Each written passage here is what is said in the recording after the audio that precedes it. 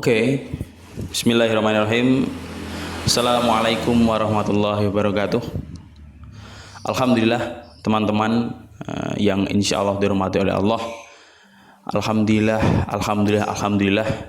Suatu kalimat yang luar biasa, yang wajib kita banggakan, yang wajib kita ucapkan atas segala nikmat yang telah diberikan oleh Allah Subhanahu wa taala sampai hari ini. Bahkan nikmat tersebut ketika apabila kita ingin menghitungnya maka tidak akan bisa, karena berbagai macam nikmat, dari nikmat yang sangat kecil yang mungkin kebanyakan orang tidak sadar, yaitu nikmat kesehatan, sampai nikmat iman dan Islam. Kita tahu sendiri sampai saat ini Indonesia sedang dilanda wabah virus corona, yang dimana ketika ada seorang yang masih sehat maka Allah masih menganugerahkan nikmat berupa kesehatan tersebut terhadap seorang itu. Maka kita harus senantiasa bersyukur kepada Allah apabila kita masih diberikan kesehatan, sehingga ketika kita mampu bersyukur kepada Allah, Allah akan menambah nikmat-nikmat tersebut, akan menambah kesehatan tersebut. Tak lupa dengan cara mensyukuri nikmat tersebut, kita harus senantiasa untuk melakukan kegiatan-kegiatan yang positif, dalam kata lain melakukan perintah-perintah Allah, sehingga Allah akan memberikan feedback kepada kita, balasan kepada kita, sehingga dapat mencapai puncaknya, yaitu Allah cinta kepada kita. Kita tahu sendiri ketika ada orang yang cinta kepada kita, atau kita misalnya cinta kepada orang lain, maka kita akan memberikan segalanya kepada orang itu, bahkan sampai mempertaruhkan nyawa dan hartanya. Begitu pula di sini, marilah kita dalam berhubungan kepada Allah, marilah kita sedikit demi sedikit kita berusaha mencintai, karena ketika kita sudah mencintai Allah, maka ketika kita melakukan ajaran-ajarannya, melakukan perintah-perintahnya, maka kita tidak akan terbebani, karena rasa cinta itulah yang membuat seseorang akan selalu ikhlas dalam melakukan perbuatan-perbuatannya. Teman-temanku yang insya Allah dirahmati oleh Allah, begitu pula nikmat yang berupa keimanan, di mana nikmat keimanan ini sering tidak disadari oleh umat manusia, terutama umat Islam, yang dimana nikmat ini sangatlah penting bagi kehidupan seseorang.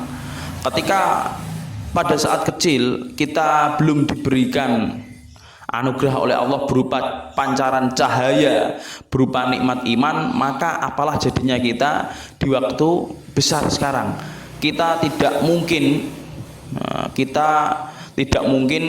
bisa memastikan kita berada di agama Islam. Maka kita harus berterima kasih kepada Allah karena telah memberikan nasab dari kalangan Islam, sehingga apa yang diajarkan oleh pendahulu kita, apa yang diajarkan oleh bapak-bapak ibu kita, orang tua kita tentang Islam membekas sampai sekarang, dan kita sampai sekarang pun memeluk agama yang insya Allah kebenarannya mutlak, yaitu ad-dinul Islam. Teman-teman yang insya Allah dirahmati oleh Allah, dalam menyikapi virus wabah corona ini, maka ada beberapa hal yang perlu saya cermati di sini, saya garis bawahi di sini, yaitu yang pertama, kita sebagai umat Islam tentunya harus sadar bahwa virus ini yang sudah mewabah ini, sudah menjadi statusnya sebagai pandemik ini, pasti mempunyai asal usul dan mempunyai hikmah di sana. Maka kemudian ketika kita sebagai umat Islam mempelajarinya, maka kita harus menggunakan dua kacamata. Yang pertama kacamata iman, kemudian kedua kacamata ilmiah. Kemudian ketika kita mempelajari kacamata sebagai kacamata ilmiah, maka kita serahkan kepada ahlinya, yaitu ilmuwan-ilmuwan yang sudah membahas di sana asal usul virus ini. Ada yang mengatakan bahwa dari kelelawar, kemudian ada yang mengatakan juga dari sebuah riset penelitian yang bocor dari Cina dan yang lain-lain. Ada yang menggunakan teori konspirasi dan yang lain-lain.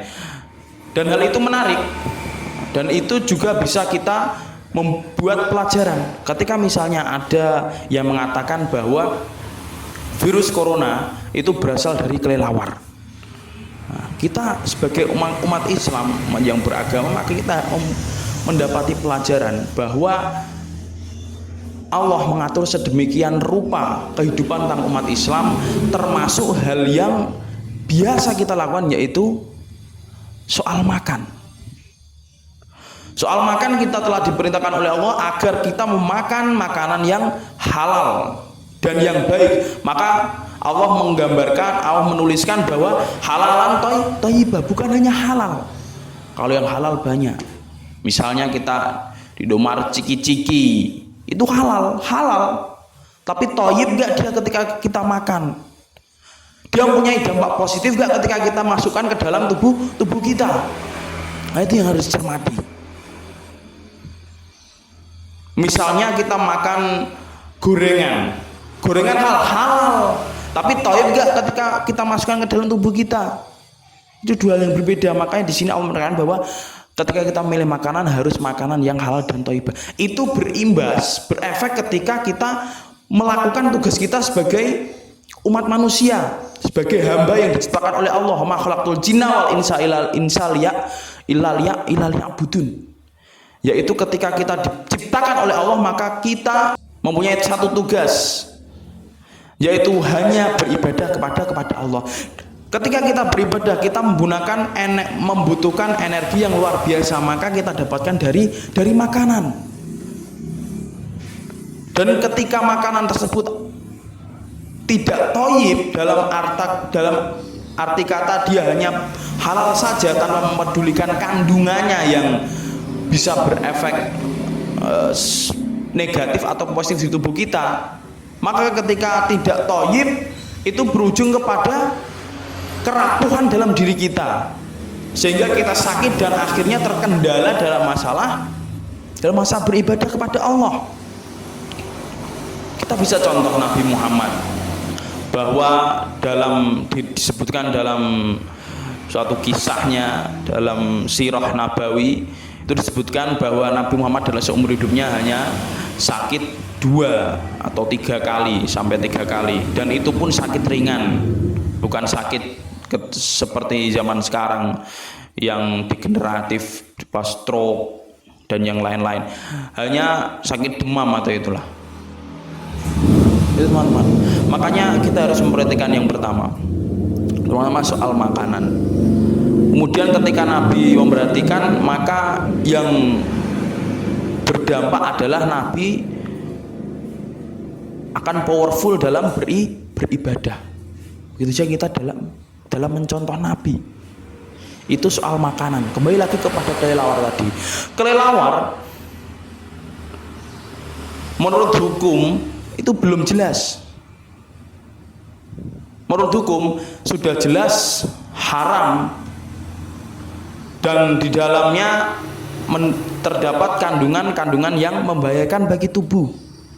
Memang ada di dalam kelelawar terdapat kandungan yang bisa menyembuhkan bagi orang yang sakit, ada, tetapi ada yang negatif juga. Karena kelelawar sudah diharamkan oleh Allah. Oke, kemudian yang kedua, ketika kita meninjau dari kacamata iman. Kacamata iman pun berbicara bahwa adanya corona merupakan feedback dari Allah atas kelakuan kita sebelumnya, atas kelakuan hambanya sebelum-sebelumnya. Mungkin kita bisa muhasabah diri kita bahwa sebelum corona ini apa yang kita perbuat bagi Allah. Kenapa kok Allah sampai mendatangkan makhluknya yang kecil, bahkan tidak terlihat oleh kasat mata, tetapi sangat membahayakan bagi dunia manapun, seluruh dunia. Kita harus muhasabah. Dan tidak mungkin bagi Allah apabila Allah menurunkan suatu hal yang membahayakan dunia tanpa alasan apapun. Lalu kita muhasabah, apakah diri kita sendiri khususnya dan seluruh dunia sudah mempraktekkan bagaimana kasih sayang terhadap sesama, mempraktekkan bagaimana Islam mengajarkan hidup di dunia, mempraktekkan bagaimana ajaran Islam mengajarkan seluruh lika-liku di dunia ini. Apa kita sudah mempraktekkan? Dalam hal masalah ibadah, apakah ketika sholat 5 waktu ketika kita dipanggil oleh Allah, apakah kita langsung menunaikannya, ataukah kita menunggu terlebih dahulu sehingga kita mengulur-ulur waktu?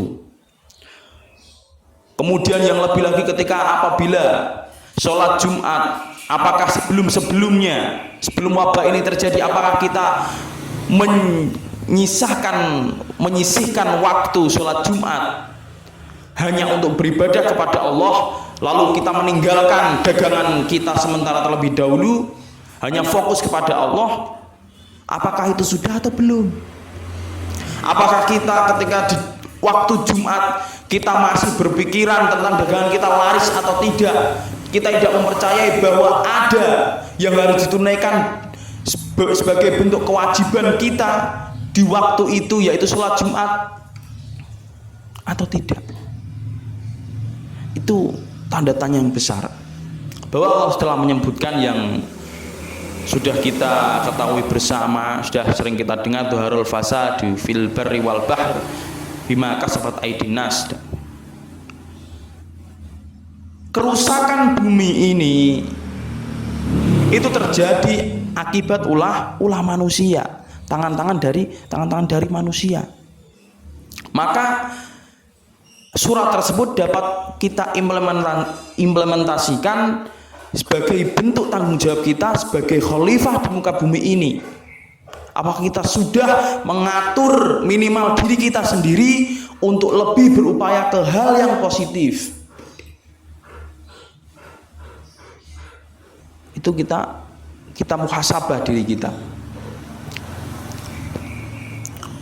Maka sungguh ironis, sekarang banyak warga-warga terutama yang di red zone, mereka sudah tidak memiliki akses untuk Jumatan, beribadah, sholat 5 waktu. Maka di sini kita jangan menyalahkan corona tersebut, virus tersebut. Berusahalah sebaik mungkin kita bermuhasabah diri, kita menyalahkan diri kita sendiri. Itu suatu hal yang baik bagi umat Islam apabila dalam memandang suatu masalah. Kita melihat diri kita sendiri terlebih dahulu, apakah diri kita merupakan pemicu Allah melontarkan virus tersebut ataukah tidak. Kembali lagi ke tadi, kita muhasabah diri. Maka di sini di forum rahmatullah ini yang insya Allah penuh rahmat, maka kita bersama-sama muhasabah. Kita misalnya di daerah yang baru masih aman, belum dikatakan red zone, maka kita harus bersyukur kita masih diberikan kesempatan oleh Allah untuk menunaikan ibadah secara berjamaah. Kita perbaiki diri kita berusaha maksimal mungkin agar kita bisa melakukan ibadah yang sempurna. Tapi jangan melupakan himbauan dari pemerintah agar kita tetap aman di wabah virus corona ini, yaitu dengan memakai masker atau cuci tangan terlebih dahulu, jaga jarak. Tapi ketika kita ibadah jangan jaga jarak. Ketika misalnya kita di red zone tetap melakukan beribadah kemudian kita jaga jarak, maka itu salah. Lalu misalnya kita memang benar-benar takut, jangan sampai kita beribadah kemudian melanggar unsur-unsur pokok dalam ibadah tersebut. Mending kita di rumah saja. Tuh. Teman-teman yang insya Allah dirahmati oleh Allah, kemudian dalam menyikapi wabah ini, maka kemudian kita harus sadar bahwa betapa pentingnya kesehatan bagi diri kita. Betapa pentingnya kesehatan, terutama meningkatnya imun bagi tubuh kita. Yang dimana kita ketahui bersama berdasarkan riset yang telah diteliti oleh para pakar ahli medis bahwa imunlah yang dapat menangkal adanya virus corona. Itu ketika itu dalam segi kesehatan. Ketika di diri seseorang memiliki imunitas yang sangat tinggi, maka ketika ada virus masuk, maka itu bagaikan di dalam tubuh orang tersebut mempunyai tentara yang banyak. Kemudian ketika virus itu masuk, maka akan dihadang insya Allah. Ketika kita yakin kepada Allah dan kita benar-benar ikhtiar dalam arti apa? Dalam arti kita berusaha meningkatkan imun kita. Lalu pertanyaannya, sudah berapakah imun dalam tubuh kita? Kita bisa lihat tanda-tanda apabila imun di dalam tubuh kita itu meningkat, itu sedang powerful. Apabila kita mengerjakan pekerjaan sehari-hari walaupun dalam berpuasa, kita masih tetap on fire, dalam bahasa anak mudanya masih tetap bersemangat, powerful. Dan kekuatan tersebut hanya bisa didapatkan apabila dalam tubuh seorang tersebut diasupkan oleh makanan yang halal wa thayyib, halal dan thayyib, halal dan baik. Maka saya mempunyai pikiran yang radikal ya. Saya sempat mempunyai pikiran yang radikal, mempunyai analogi yang radikal, bahwa saya ketika suatu hari saya sering melihat orang gila. Lalu saya perhatikan dari hari ke hari kerjaannya hanya jalan, menguti makanan di sampah, tertawa-tertawa. Lalu timbul di benak pikiran saya, kenapa orang gila itu yang notabene makanannya, mohon maaf, dari sampah, bakterinya banyak, tetapi masih bisa tidak terserang penyakit. Kalian pernah berpikir demikian enggak? Ada orang gila, misalnya kita lihat di mana orang gila, itu jarang sekali orang gila yang terlihat di kasat mata kita bahwa dia sakit. Kita sering melihat orang gila itu tertawa-tawa, happy, masih jalan. Itu timbul di benak pikiran kita. Bahkan padahal kita yang sering setiap harinya mandi, mungkin ada yang sampai 3 kali. Kalau saya nggak sampai 3 kali, ya cukup 2 kali, dan sampai 4 kali. Apalagi ketika puasa, pengen mandi agar kita tetap fit di siang hari terutama. Itu pengalaman saya ketika dulu mandi di siang hari ketika puasa biar seger, padahal ada sedikit percikan-percikan air yang masuk ke dalam tubuh kita. Itu niat kita, tapi itu sudah masa lalu. Kemudian timbul di benak pikiran saya, mengapa orang gila itu sangat tidak rentan terkena penyakit, dalam arti jarang sekali sakit. Bahkan saya tidak menemukan sampai ini, jujur saya tidak menemukan ada orang gila yang sakit demam kemudian sampai tidur terus gitu, enggak. Yang saya temui sering orang gila tersebut. Kemudian saya mengambil sebuah kesimpulan berdasarkan kajian-kajian saya secara medis terutama. Yang pertama, orang gila itu sering menahan lapar. Dia hanya makan ketika dia mau mendapati makanan. Misalnya di tong sampah, ketika tong sampahnya ada, ketika tidak. Dan dari sini saya pelajari, ini juga saya dapat ilmu dari Dr. Zaidul Akbar, ketika seseorang menahan laparnya sampai 20 jam, maka tubuh seorang itu akan mengalami proses yang bernama autofagi. Di mana proses autofagi itu proses di mana ada sistem dalam tubuh kita yang akan memakan sel-sel jahat di dalam tubuh kita. Sel-sel kanker pun itu dilibas, sel-sel yang berakibat tumor itu dilibas. Apabila kita mau atau seorang tersebut mau menahan lapar sampai 20 jam, itu kata Dr. Zaidul Akbar sudah mengalami proses autofagi, di mana orang-orang yang gemuk bisa lemaknya bisa dikikis oleh sistem tersebut. Di mana orang gila di sini kita mendapati bahwa mereka sangat-sangat bisa dikatakan sering dalam menahan lapar, sehingga tidak mustahil apabila tubuh mereka, ya dalam istilah singkatnya, kerennya itu kebal, karena memang sering mengalami proses autofagi. Kemudian kedua, kesimpulan saya bahwa orang gila tersebut sering mengambil makanan dari sampah. Arti kata lain, sering mengambil makanan dari tempat yang kotor. Maka kemudian kita mendapati informasi bahwa tempat-tempat yang kotor itu sangat rentan adanya bakteri jahat. Ada sebuah penelitian bahwa ini disampaikan juga dari Dr. Zaidul Akbar, karena saya sangat ngefans sama beliau, terutama tentang ilmu-ilmu kesehatan, yang dimana saya juga klop dengan ilmu kesehatan itu, bahwa penelitian tersebut dilakukan dengan cara diteslah 2 anak, yang dimana anak yang pertama itu sangat menjaga kebersihannya, sedikit-sedikit dia langsung cuci tangan, sedikit-sedikit cuci tangan. Kemudian anak yang kedua ya sedang-sedang aja, misalnya membutuhkan cuci tangan ya cuci tangan, kemudian misalnya tidak membutuhkan cuci tangan ya biasa aja. Kemudian kedua anak tersebut makan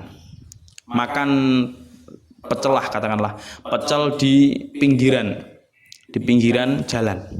Lalu kira-kira menurut teman-teman apa yang terjadi di kedua anak tersebut? Siapa yang paling tahan? Tubuh siapa yang paling tahan apabila makan pecel di pinggiran jalan tersebut? Jawabannya yaitu yang paling tahan yaitu anak yang kebiasaannya itu ketika mencuci tangan dengan sabun itu jarang, jadi seperlunya aja. Itu sangat membantu. Karena apa? Karena mungkin tubuh kita itu perlu beradaptasi dengan bakteri. Jadi jangan kita terlalu antipati dengan bakteri, tapi kita harus berusaha untuk merangkul bakteri. Tapi jangan terlalu berlebihan, tapi kita harus merangkul bakteri. Dimana ketika bakteri itu merangkul, maka akan terbiasa tubuh kita dalam menerima bakteri tersebut. Nah itu juga saya terapkan, saya implementasikan terhadap kesimpulan saya, dimana orang gila tersebut tahan bakteri karena sudah menjadi pola hidupnya yang bergaul dengan bermateri. Itu kesimpulan saya yang kedua. Kemudian kesimpulan yang ketiga yaitu kita mendapati bahwa ada mayoritas dari orang gila itu sering kehidupannya itu bahagia sendiri. Ya kan, ada yang tertawa sendiri. Ada sih yang mempunyai latar belakang dia kenapa dia gila itu karena sedih, tapi ketika dia sudah menjadi gila itu justru dia malah bahagia sendiri. Misalnya dia ditinggalkan nikah, nah lalu dia ketika sudah menjadi gila dia malah tertawa, tapi tertawanya itu dalam konteks negatif. Tapi disitulah kita memahami, khususnya saya sendiri memahami bahwa ketika tubuh seseorang itu sering mengalami kebahagiaan, maka itulah salah satu nutrisi bagi hati yang paling mujarab, yaitu ketenangan hati, kecintaan terhadap tubuh kita sendiri, kecintaan terhadap Allah. Nah, kita sering tidak sadar, khususnya saya sendiri dulu, bahwa saya dalam merawat kesehatan tubuh kita, saya hanya mementingkan masalah asupan-asupan yang akan saya makan. Tapi lebih dari itu, bahwa asupan yang paling penting agar kita tetap meningkatkan imun kita, terutama agar kita tetap sehat, yaitu kolbu kita. Kolbu kita tetap kita rawat dengan cara apa? Dengan cara kita harus tenang menghadapi segala masalah apapun, cobaan apapun yang telah diberikan oleh Allah. Karena rumusnya bahwa Allah tidak akan menimpa seorang terhadap ujian melebihi kapasitasnya. Maka kita harus sadar akan itu agar kita bisa tenang lalu mencari solusi akan itu. Jangan sampai kita stres. Stres hanya dapat menurunkan kadar imun kita, sehingga ketika kita stres, banyak pikiran, tubuh kita, imun kita lemas. Jika kita lemas, dan akhirnya kita rentan terkena penyakit. Itu yang dapat kita pelajari. 3 kesimpulan saya, ini versi saya yang dapat saya pelajari ketika saya melihat kondisi dari orang-orang gila. Kenapa orang gila jarang sakit? Bahkan sepenglihatan saya sendiri ya, orang gila itu tidak pernah sakit loh. Sebenarnya saya mungkin berbeda dengan teman-teman. Itu yang saya garis bawahi 3 poin. Jadi kesimpulan saya, marilah kita, yang pertama kita lihat musibah ini dari Allah, ujian ini dari Allah dengan 2 kacamata, yaitu kacamata ilmiah, yaitu dengan kacamata iman. Kemudian kedua, mari kita belajar dari orang gila. Bahkan orang gila pun kita dapat ambil pelajaran dari mereka. Khudil hikmah walau ahlin nifak.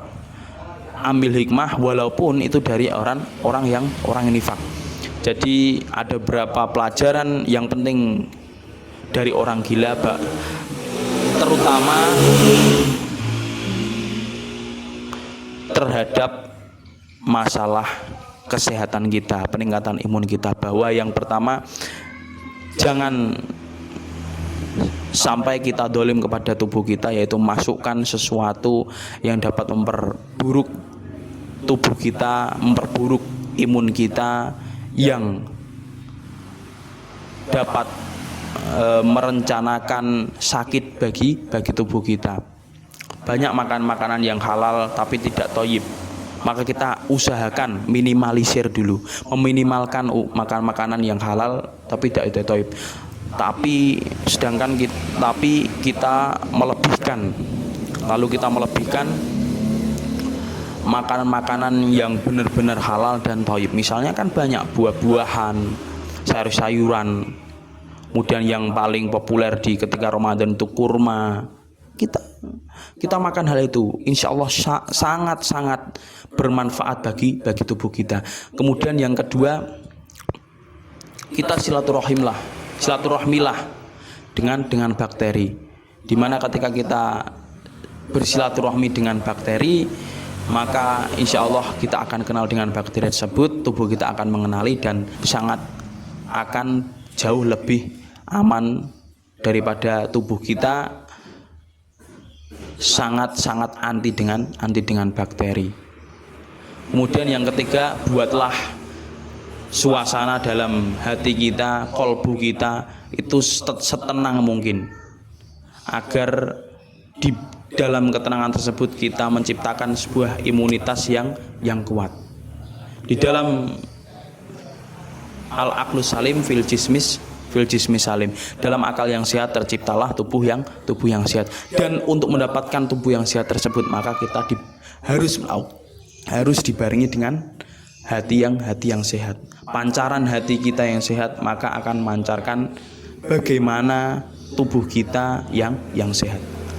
Mungkin sekian dari saya. Apabila ada pertanyaan, apabila ada komentar, tulis di bawah. Kemudian apabila suka dari video ini, bisa di-share. Sekian dari saya. Assalamualaikum warahmatullahi wabarakatuh.